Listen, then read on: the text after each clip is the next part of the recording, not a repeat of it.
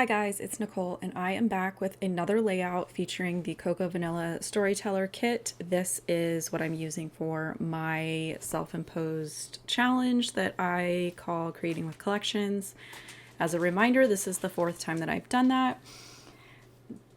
My video is posting today. I have this layout and one more layout that I'm going to share with you guys, and I called my kit done at that point. I have already thrown it away. It is already done, gone. The trash man took it. My daughter did steal a couple pieces, but I had reached that point where I felt like I got everything out of the kit that I needed to get. I could have gone further, but I was calling it done.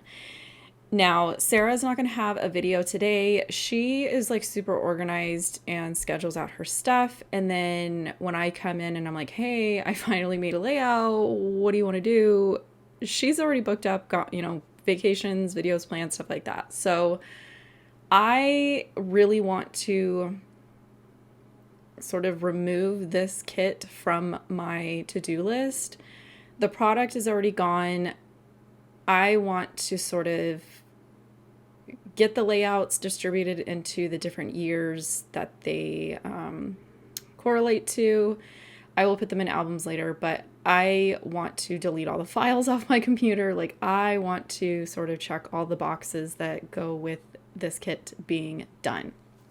Now, this is a challenge that I have issued to myself and the way that my style would approach a kill a kit type of style. I tend to like coordinating things, so I tend to go with a collection or a collection kit or shop within a collection, that type of thing. And I go with things that make sense to me and my process. So it's going to be a lot of sketches, a lot of die cutting things, fussy cutting, stuff like that. I've had suggestions telling me that I should mail the leftovers to people. Guys, it's rough. When I say my daughter took a couple things, I mean, she took the only sort of solid pieces of paper that were left. And I think I had like one phrase sticker left. She took little bits and pieces to go make bookmarks or something. I'm not going to mail somebody what I would consider trash. Like, this has been used and abused, and it's done. I appreciate the suggestions, but it's one of those things where I do me, you do you. And the point of me kind of sharing is just to kind of give more inspiration as far as like how much you can really get out of something like a collection kit or shopping within a kit. It's just a fun challenge that I issue to myself because I think sometimes I personally need to take a step back when, like, to me, my brain kind of goes into like shopping mode and then like using mode. And this was a fun challenge that I came up with a couple years ago where instead of making a layout and putting everything back until I was in the mood to use that stuff again, I really wanted to see how far I could get if I just kind of stayed with it and kept pulling it out and kept making layouts and sort of see where my style, my process, my tools, my ideas, my concepts take me. Now, when I sat down to make this layout, I pulled out a sketch from Scrapbook Generation that was geared towards 3x4 photos, mostly because I wanted to try and use up some of those 3x4 cards. I had a lot more than I thought I would have had at this point. So the video previous to this and this one and the next one, I really just was focusing on that. However, when I first pulled the sketch, I was like, oh yeah, I have enough paper to do these like 1-inch strips, and I was going to cut my rainbow paper up. And then I looked at it a little bit closer and I was like, I don't think I have anything that's even 9 inches wide to cut enough strips from.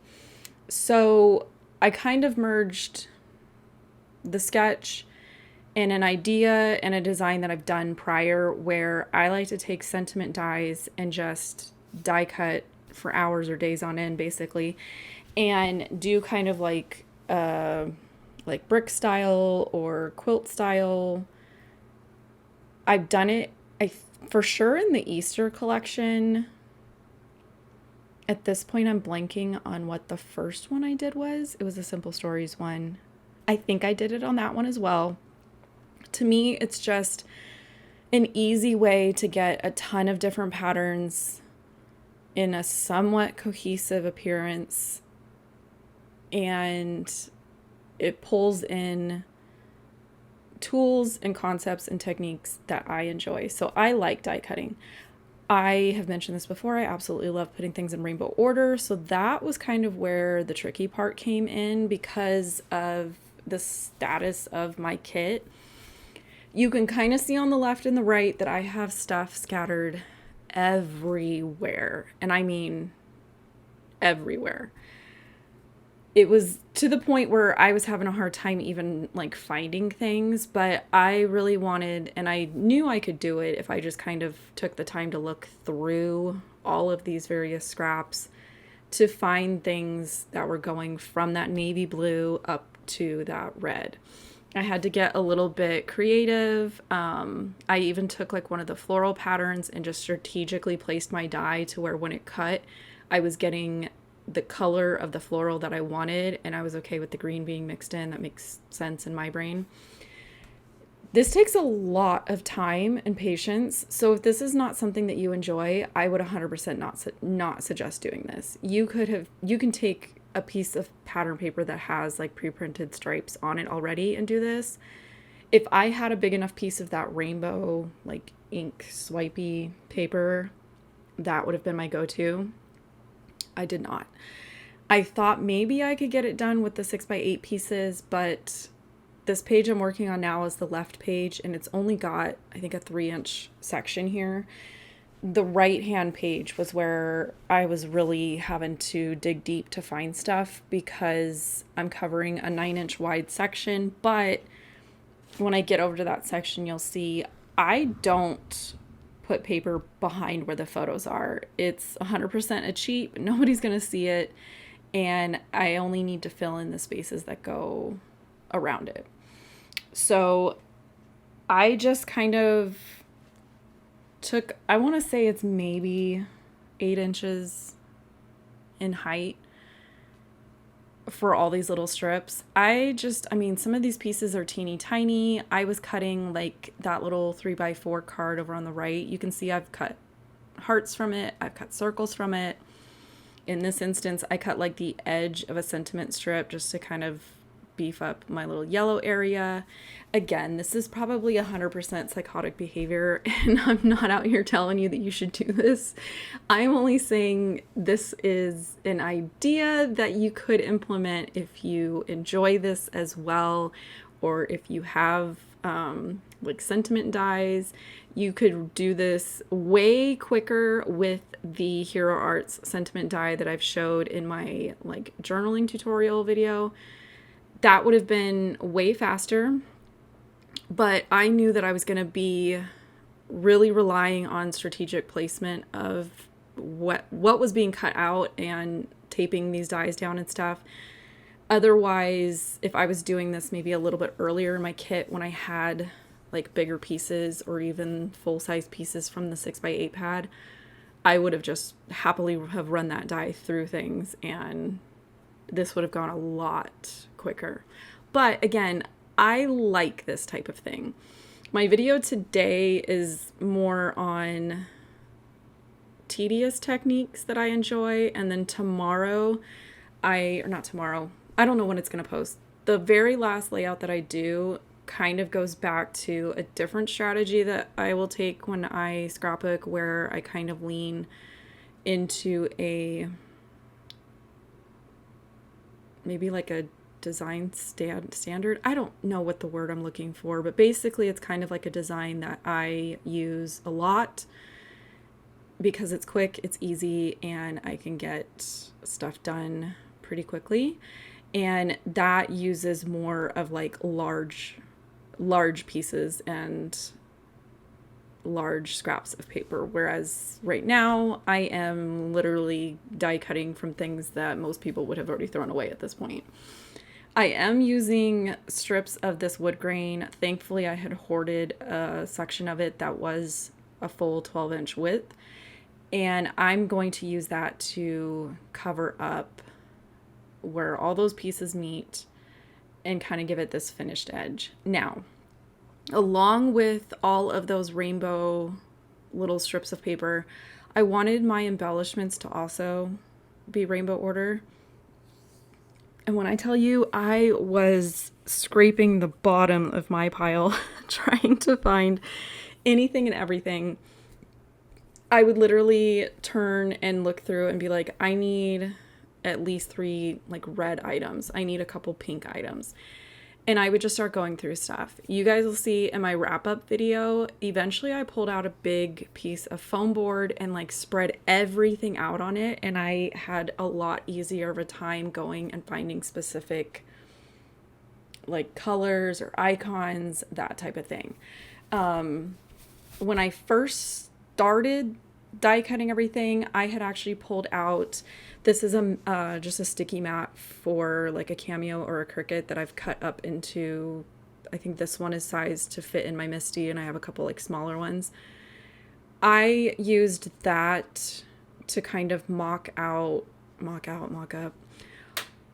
what I thought in my brain was going to work, and I wanted to make sure that I had enough material to cover a space this large and kind of see how it was going to look before I started gluing anything down and before I sort of started cutting into everything that I had left.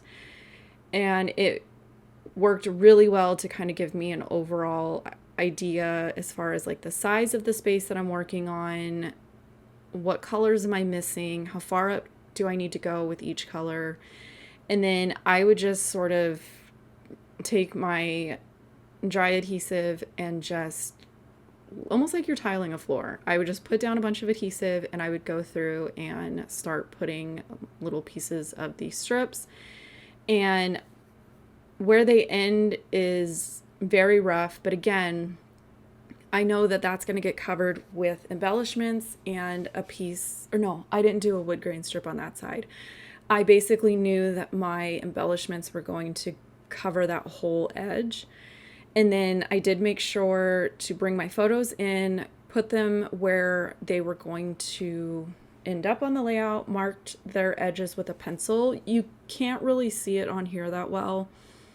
I think at this point I'm filming at night, which I absolutely do not like to do. My room gets very like orange and my light bulbs aren't warm, so I think my camera just does not like filming up here without having like a little bit of natural light going on.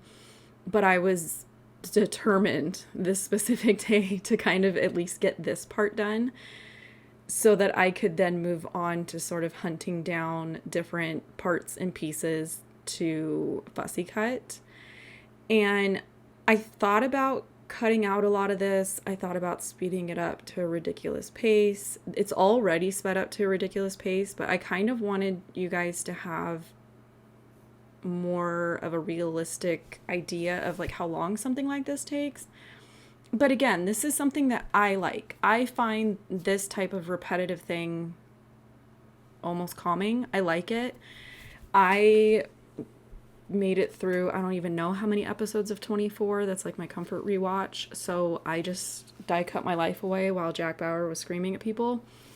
I would come up when I had, 15-20 minutes between stuff. I'd come up here and die cut some stuff before I needed to pop in and deal with homework, check on dogs, and, switch the laundry, that kind of thing. I didn't really make myself feel like I needed to sit here and finish it in one go. I just slowly took small bites. And again, I am not concerned with how that middle area looks. I am just kind of concerned at this point of if I was going to make it to sort of that 8-inch mark so that it lined up with the left side. And this is like a thought that comes to me every time I've done this process, where I just keep thinking when I get to the end of these kits, there can't possibly be any more of this color, or I have to have used this up. What am I going to do instead? And I will somehow find another little piece of something. I'll look at something a little bit differently, or in this case, dies sort of saved my booty, where a die I can cut out like a specific piece of stuff. Like the little strips that are white and they have the little colored hearts on them, that's actually from like a 2x3 cut apart. And I figured out that my sentiment strips were the perfect height to cut those into individual rows. And that kind of gave me a little bit more interesting pieces within the rainbow, I would say. These dies, I am pretty proud to say that I think I only bought them maybe a month ago, and I finally used them for the first time. I had been eyeing these for a while, and then Pink Fresh put them on like a ridiculously low clearance. I think they were like $6, and I immediately ran to buy them. I don't remember if I shared it in my Facebook group. Usually I try to remember. I think in this instance it was one of those things where like I ordered it quickly, like on my way out of the house. But typically when I order stuff like that, it like sits in my little bin of like new to me supplies forever. And I was like, nope, I think that these specific letters have a good like feel to them when it comes to the very like feminine vibe of the Cocoa Vanilla collection. And I was like, you know what, we're gonna do this. I have a ton of wood grain paper, so let's cut that. My white layers are actually the backside of some of the 6x8 patterns that I did not like.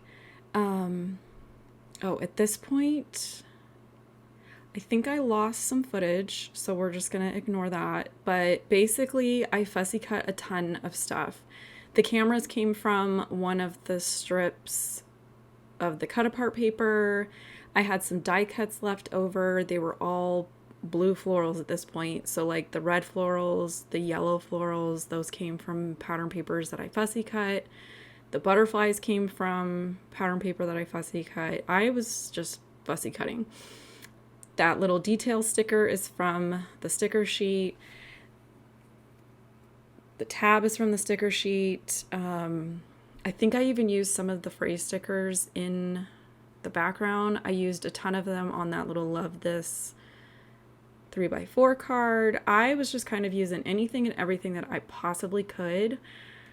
I saw the layout, the most recent one that Sara did with this collection. I didn't see her layout until after I had done this one, and I was like, dang it, that is genius what she did with the sticker sheet. So it's kind of in the back of my mind, when and if I ever do this challenge to myself and I have a bunch of leftover stickers, is I'm gonna do what she did, where she kind of took the open white space of her layout and almost created like a pattern on the white space with the stickers. So again, it's just like things that I add to the list of things that I think would work with this kind of challenge.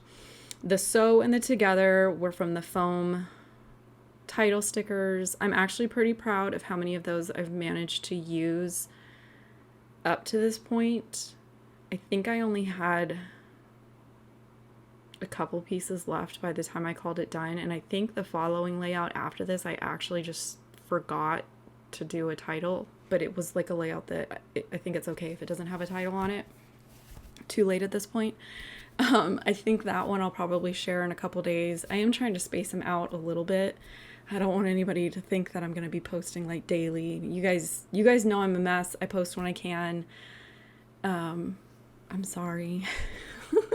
I have never been able to get on any kind of like a posting schedule with stuff like this, because I feel like as soon as I start to do that, life just laughs at me and is like, that's never going to happen. I did go ahead and throw on some stacked heart die cuts on this 3x4 card. I just didn't like how blank it was. I think tone on tone would have been really cute, but I had a bunch of the wood grain paper, so I really wanted to pull more of that in, so it's not just on those stripes and the title. So that kind of gave me like a little third area, and I got to use that little mini die cut machine that I bought, which is pretty much, I bought it kind of for small stuff like that where I really just need something quick and something little. I printed out a couple journaling strips, and that's what I'm going to use to fill in this blank one. I think originally I meant to print my journaling directly on the card, but at this point I forgot what my original plans were.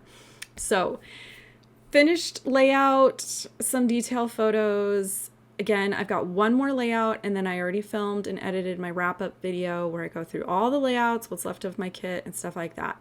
And I'm really excited to move on to something else, and I appreciate you guys for taking the time out of your day to spend some time with me, and I'll catch you later.